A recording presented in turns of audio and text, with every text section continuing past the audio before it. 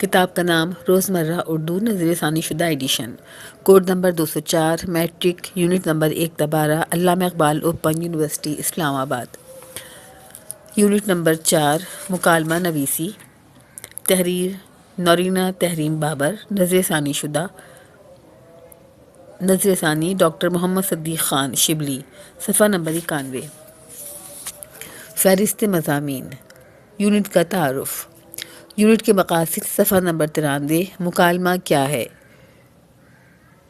صفحہ نمبر 93۔ مکالمہ نویسی، صفحہ نمبر 94۔ سفر پر جانے کی تیاری سے متعلق گفتگو، صفحہ نمبر 95۔ خود آزمائی نمبر 1، صفحہ نمبر 96۔ جوابات، صفحہ نمبر 98۔ رکشے والے سے گفتگو، صفحہ نمبر 99۔ خود آزمائی نمبر 2، صفحہ نمبر 100۔ جوابات، صفحہ نمبر 102۔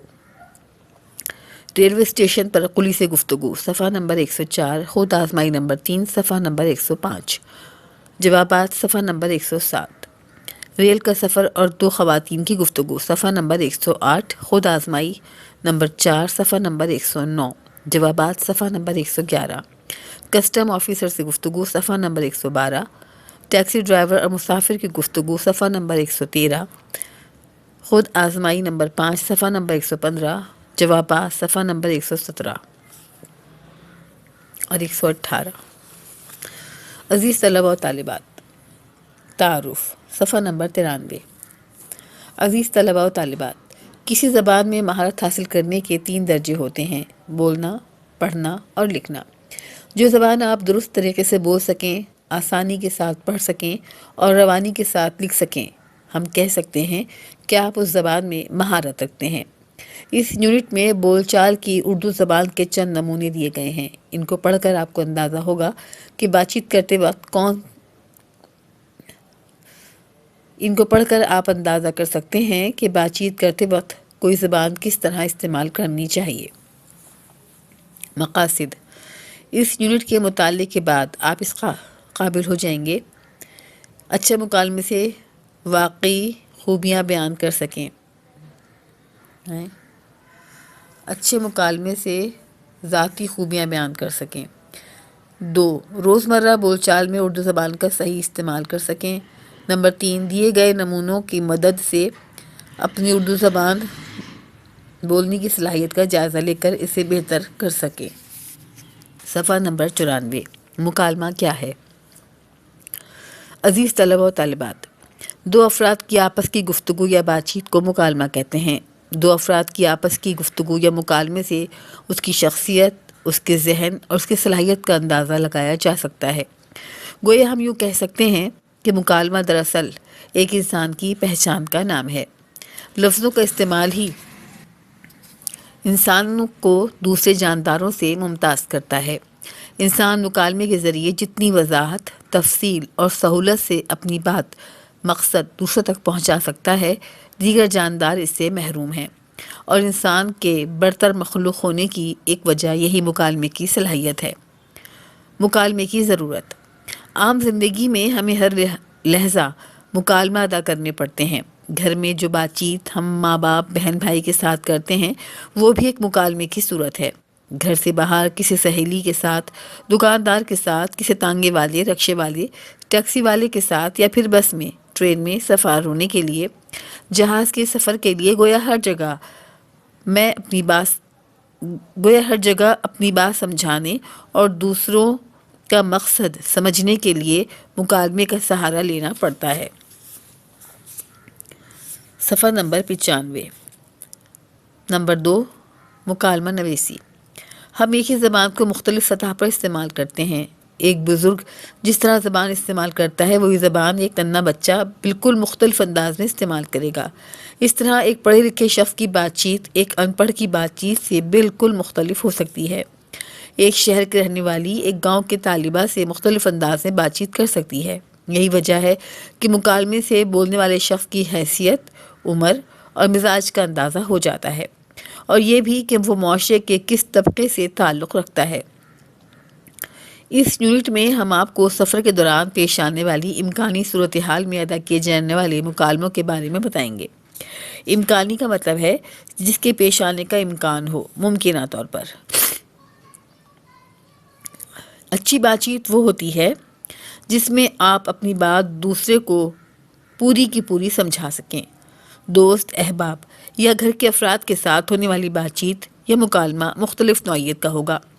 ہو سکتا ہے کہ دوستوں کے درمیان یا گھر میں آپ کوئی بات بڑے تفصیل انداز میں سمجھا رہے ہوں، لیکن بازار کے مکالمے یا گھر سے باہر بولے جانے والے مکالمے عموماً مختصر اور دو ٹوک ہوتے ہیں۔ ویسے بھی اختصار ایک اچھے مکالمے کی بنیادی خوبی ہے۔ اختصار کا مطلب ہے مختصر لکھا ہونا۔ اختصار کا مطلب ہے مختصر ہونا، یعنی آپ یوں سمجھ لیں کہ اچھا مکالمہ وہ ہے جو مختصر بھی ہو اور اس میں بات بھی اچھی طرح سے سمجھا دی جائے۔ آئیے نمونے کے طور پر چند مکالمے پڑھتے ہیں۔ نمبر 3، سفر پر جانے کی تیاری۔ آمنہ اپنے ماموں سے ملنے دوسرے شہر جا رہی ہے۔ اس کے ساتھ اس کے بڑے بھائی جان اور بھابھی بھی ہیں۔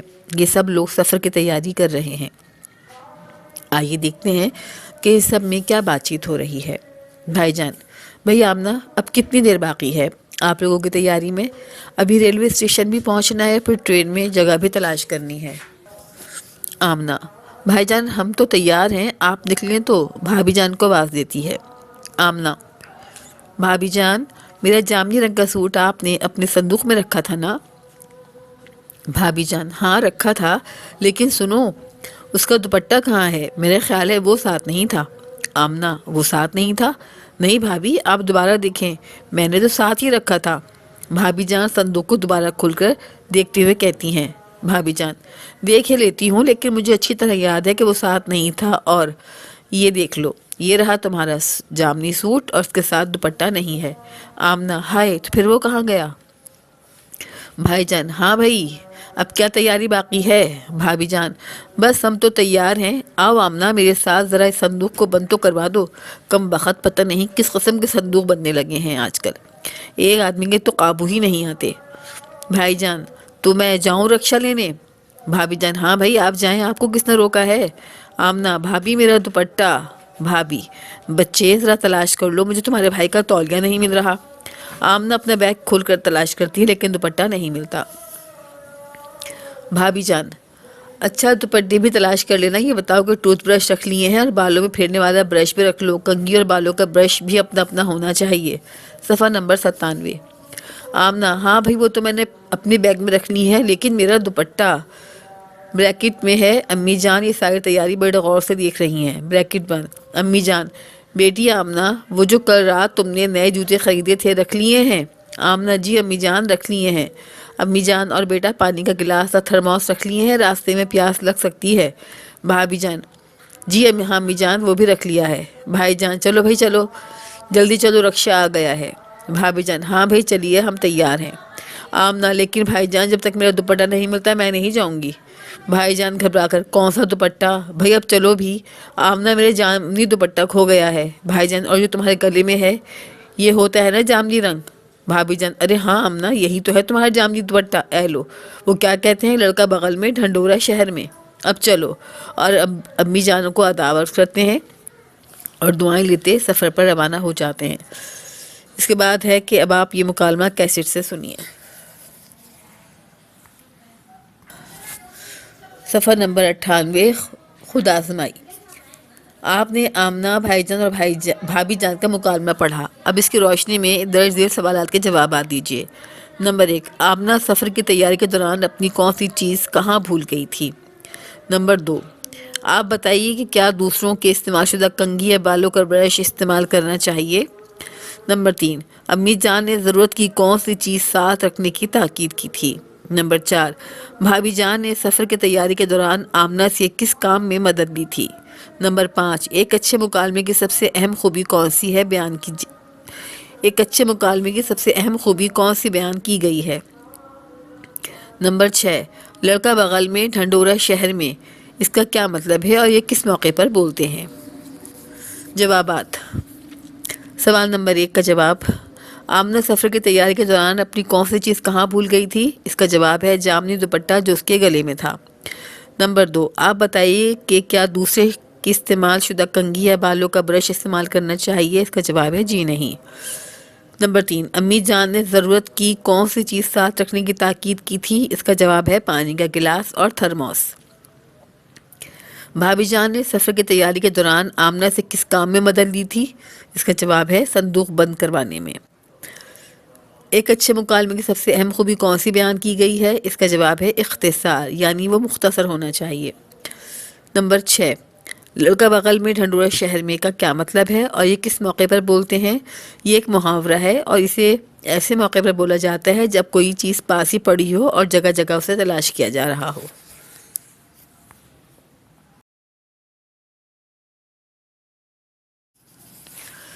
رکشے والے سے گفتگو، صفحہ نمبر 100۔ آمنہ، اس کے بھائی جان اور بھابھی گھر سے باہر کھڑے 4 سواریوں والے بڑے رکشے کی طرف بڑھتے ہیں۔ بھائی جان آگے ہیں۔ بھائی جان: ہاں بھائی رکشے والے، رہے سامان اٹھانے میں کچھ مدد کرو۔ رکشے والا: یہ ہمارا کام تو نہیں ہے باؤ جی، لیکن چلیے آپ کے ساتھ خواتین ہیں تو سامان اٹھا ہی لیتا ہوں۔ بھائی جان: مہربانی بھائی۔ ہاں بھائی، یہ بھی رکھو۔ ہاں ٹھیک ہے۔ رکشے والا: باؤ جی ایک بات ہے۔ بھائی جان: وہ کیا؟ رکشے والا: کرایہ 5 روپے زیادہ ہوگا۔ بھائی جان: 15 روپے طے ہیں۔ رکشے والا: باؤ جی اتنے سامان کا آپ نے نہیں بتایا تھا، آپ نے کہا تھا 3 سواریاں ہیں۔ بھائی جان: ہاں 3 سواریاں تو کہا تھا، لیکن 3 سواریوں کے ساتھ تھوڑا سامان بھی ہوگا۔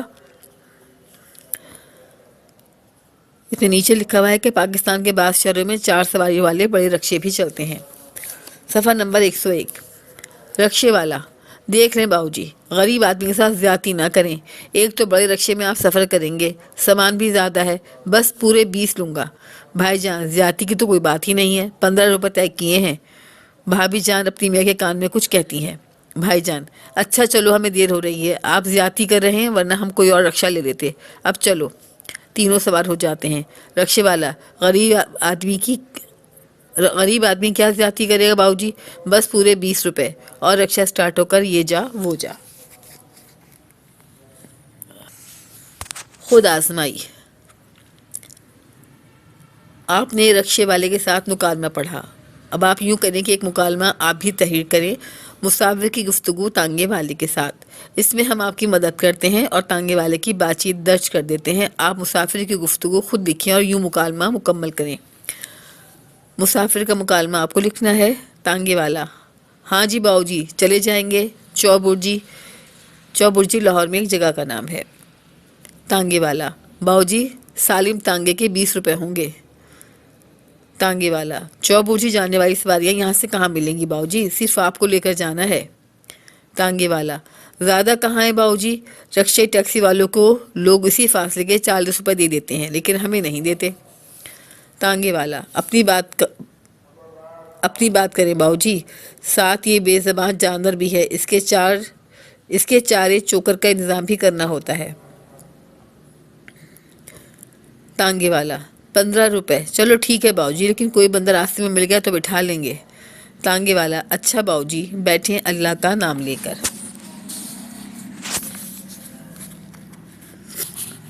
جوابات۔ مسافر: کیوں بھائی، چوبرجی چلو گے؟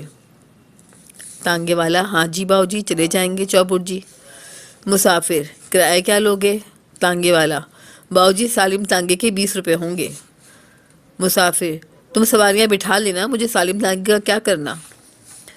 تانگے والا: چوبرجی جانے والی سواریاں یہاں سے کہاں ملیں گی باؤ جی، صرف آپ کو لے کر جانا ہے۔ مسافر: نہ بھائی 20 روپے تو بہت زیادہ ہیں۔ تانگے والا: زیادہ کہاں ہے باؤ جی، رکشے ٹیکسی والوں کو لوگ اسی فاصلے کے 40 روپے دے دیتے ہیں، لیکن ہمیں نہیں دیتے۔ مسافر: بھائی ان کی بات چھوڑو، اپنی کرو۔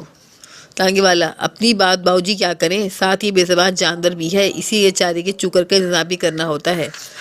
مسافر: اچھا چلو 15 روپے لے لینا سالم تانگے کے، لیکن اب راستے میں سواری نہیں اٹھانی۔ تانگے والا: 15 روپے، چلو ٹھیک ہے باؤ جی، لیکن کوئی بندہ راستے میں مل گیا تو بٹھا لیں گے۔ مسافر: نہ بابا نہ، سواری کے انتظار میں آپ تو تانگا رک کر کھڑے ہو جائیں گے، مجھے دیر ہو جائے گی۔ تانگے والا: اچھا باؤ جی، بیٹھیں اللہ کا نام لے کر۔ سرگرمیاں۔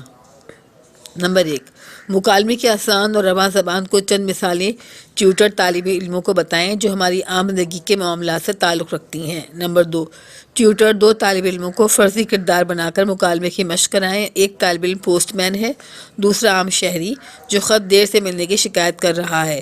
دونوں کا ٹیوٹوریل کلاس میں مکالمہ کرائے اور جہاں ضرورت۔ صفحہ نمبر 105، ریلوے اسٹیشن پر قلی سے گفتگو۔ ریلوے اسٹیشن کے بڑے دروازے کے سامنے ایک رکشہ رکتا ہے، اس میں ایک صاحب اور 2 خواتین باہر نکلتی ہیں۔ 4 قلی اس رکشے کی طرف بڑھتے ہیں۔ قلی نمبر 1، آئیے بابو جی لائیے یہ سامان۔ قلی نمبر 2، بابو جی میرے سر پر صندوق رکھیے اور بیگ ادھر میرے کندھے پر لٹکا دیں۔ کس پلیٹ فارم پر جانا ہے آپ کو؟ بھائی جان آپ لوگ یہ سامان یہی رہنے دیں، میں رکشے والے سے فارغ ہو لوں پھر آپ سے بات کرتا ہوں۔ قلی نمبر 3، باؤ جی آپ کو جانا کہاں ہے؟ بھائی جان رکشے والے کو 20 روپے ادا کرتے ہوئے، بھائی ہمیں لاہور جانا ہے لیکن آپ اس سامان کو یہیں رکھ دیں۔ اس کے ہاتھ سے صندوق پکڑ کر واپس زمین پر رکھ دیتے ہیں۔ قلی نمبر 1، آئیے بابو جی آپ کے پاس بکنگ تو ہے نا؟ بھائی جان ہاں بکنگ تو ہے لیکن آپ پیسے کتنے لیں گے؟ قلی نمبر 2، آپ بادشاہ آدمی ہیں، جو خوشی سے دیں گے لے لیں گے۔ بھائی جان نہیں بھائی پہلے طے کر لینا اچھا ہوتا ہے، بعد میں خواہ مخواہ پریشانی ہوتی ہے۔ قلی نمبر 1، اور آپ پیسوں کی فکر نہ کریں، جو خوش ہو کر دیں گے لے لیں گے، لائیے صندوق میرے سر پر رکھے۔ بھائی جان او میاں ٹھہرو، صندوق رکھو اور یہ بتاؤ پیسے کتنے لوگے؟ قلی نمبر 2، باؤ جی ایک پھیرے کے لوگ 10 روپے بھی دے دیتے ہیں، آپ جو چاہیں دے دیں۔ بھائی جان نہیں بھائی یہ تو بہت زیادہ ہیں۔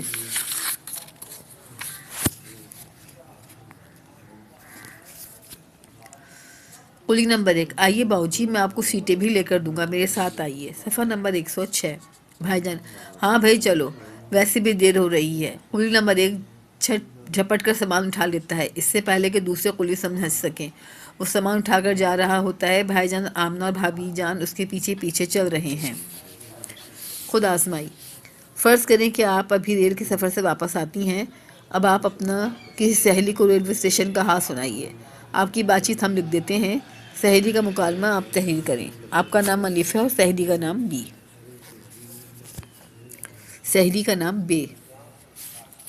الف السلام علیکم کیا حال ہے؟ الف کل شام کو بڑا مزہ آیا۔ الف ریل کے سفر کا حال تو سن لینا لیکن سنو ریلوے اسٹیشن بھی بڑی خوب جگہ ہوتی ہے۔ الف وہ ایسے کہ وہاں مختلف شہروں کو جانے والے طرح طرح کے مسافر ہوتے ہیں، کوئی گاڑی آ رہی ہے کوئی جا رہی ہے۔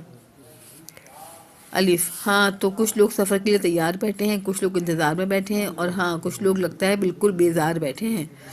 الف بھائی ان کی گاڑی جو وقت پر نہیں آ رہی ہوتی۔ الف اور پھر وہاں قسم قسم کے کھانے کی چیزیں ملتی ہیں، روٹی کباب حلیم پکوڑے سموسے چائے دال اور طرح طرح کے پھل بھی، لیکن سب مہنگے۔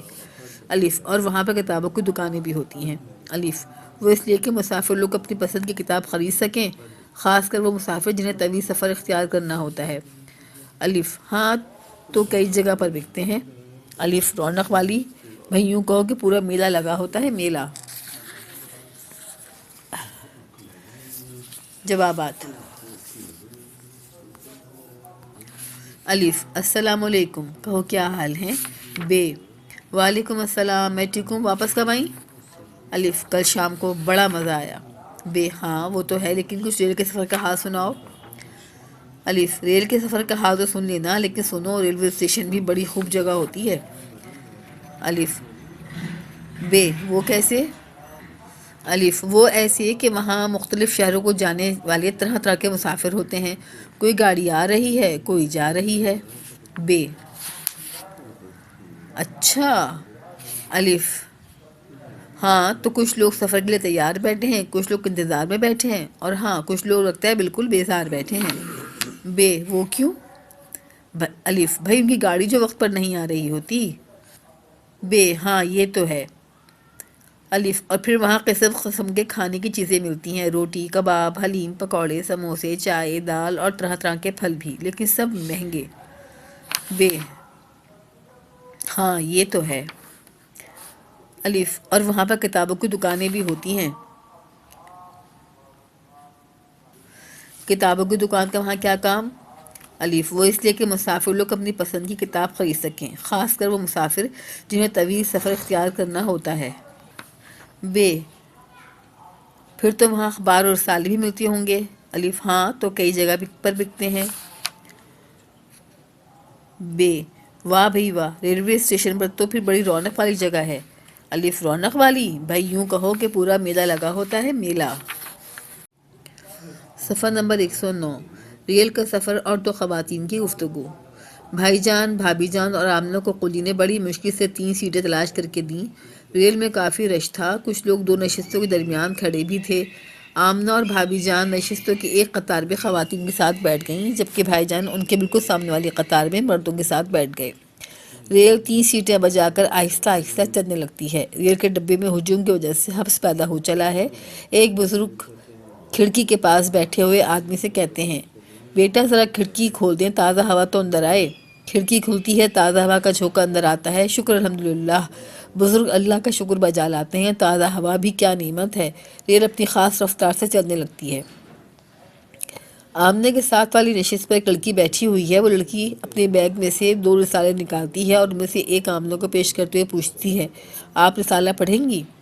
آمنہ شکریہ، دراصل سفر کے دوران پڑھنے سے میرے سر چکرانے لگتا ہے. لڑکی اچھا، حیرت ہے، مجھے تو کچھ نہیں ہوتا. آمنہ اپنی اپنی عادت کی بات ہے. لڑکی میرا نام مریم ہے، آپ کا نام کیا ہے؟ آمنہ اپنا نام بتاتی ہے. مریم کیا آپ لاہور جا رہی ہیں؟ آمنہ ہاں ہم لاہور جا رہے ہیں اپنے ماموں کے ہاں. اور آپ؟ مریم بہت اچھا، میں پہلے بھی یہاں آئی ہوں لیکن اس بار بہت مزہ آیا، ہم نے خوب سیر کی. اور ہاں آپ لاہور پہلے بھی جا چکی ہیں؟ آمنہ ہاں جی ہم جاتے رہتے ہیں، اب بھی کچھ چھٹیاں گزارنے جا رہے ہیں. اس دوران ریل ایک اسٹیشن پر رکتی ہے. ریل کے رکتے ہی خوانچہ فروش ریل میں چڑھ آتے ہیں اور کھانے پینے کی چیزیں فروخت کرنے لگتے ہیں، اور موقع پا کر ایک بھکاری بھی لوگوں کو منزل پر خیریت سے پہنچنے کی دعا دے کر اس کے بس 1 روپیہ طلب کرنے لگتا ہے. آمنہ بھائی جان سے کہتی ہے کہ میں پکوڑے کھاؤں گی. بھائی جان نہیں، میرا خیال ہے آمنہ آپ پکوڑے نہ کھاؤ، گرد و غبار بھی پڑا ہوا ہے ان پر، اور پھر پتہ نہیں یہ کب سے بنا کر رکھے ہوئے ہیں. آمنہ اچھا ٹھیک ہے. بھائی جان اپنے پرس میں سے ایک بسکٹ کا پیکٹ بھابھی جان اپنے پرس میں سے ایک بسکٹ کا پیکٹ نکالتی ہیں اور آمنہ کو دیتے ہوئے کہتی ہیں، بھابھی جان یہ لو آمنہ بسکٹ کھا لو، یہ راستے میں بکنے والے پکوڑوں سے بہتر ہیں. آمنہ ہاں ٹھیک ہے، بسکٹ لے لیتی ہے. آمنہ مریم سے یہ لو مریم آپ بھی بسکٹ کھاؤ. مریم شکریہ، بسکٹ اچھے معلوم ہوتے ہیں لیکن میرا مسئلہ یہ ہے کہ میں دوران سفر کچھ کھا نہیں سکتی. آمنہ 1-2 بسکٹ کھانے سے کیا ہو جائے گا، لو آپ. مریم نہیں شکریہ، دراصل سفر کے دوران کچھ کھانے سے میری طبیعت متنانے لگتی ہے، اس لیے میں راستے میں نہیں کھاتی. ہاں آپ لاہور جا کر بسکٹ کا پورا پیکٹ کھلا دینا. اور دونوں ہنس پڑتی ہیں. خود آزمائی. صفحہ نمبر 111.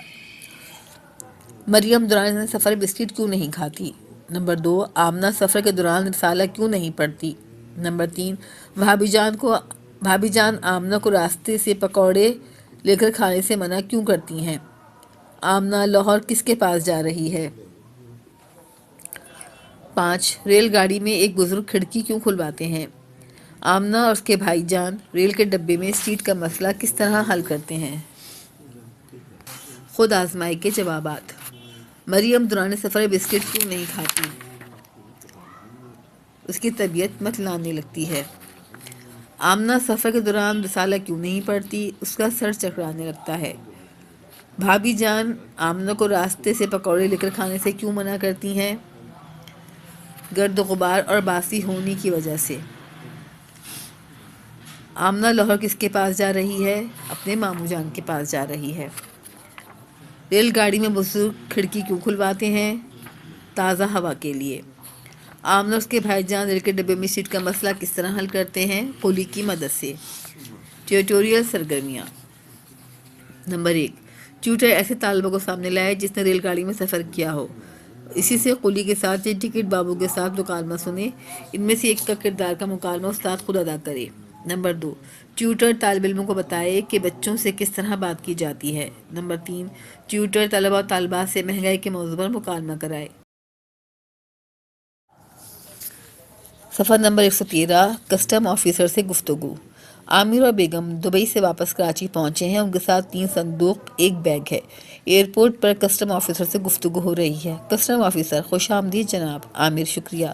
کسٹم آفیسر یہ تینوں صندوق آپ کے ہیں؟ عامر جی ہاں.